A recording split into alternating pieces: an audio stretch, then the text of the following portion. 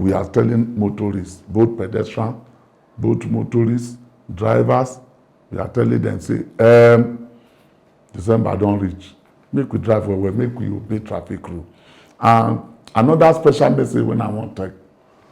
Motorcycle, we don't dey see una. Una don dey use style dey come say na Korea all of una dey do. All of una don dey do logistics. Una go carry one box for back. Later una go remove and carry passenger. We dey use one corner eyes dey watch una. We dey study una behavior.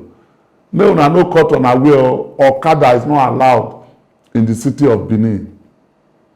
Okada they don ban am. Make una carry una Okada comot for town. And the Korea people, una dey see Okada now, una dey bring more people to do so. Make una make sure say una go back and make our city, because they don dey tell us for orthopedic hospital say the rate of accident of Okada don dey increase well. Even local orthopedics, some of them, they say why e be like people don write petition. Now they use the Okada, they do bad thing. Some they use and carry drugs, some they use and carry firearm. Some of them they even use and go dey serve kidnapper for bush. Na say na Korea una dey do.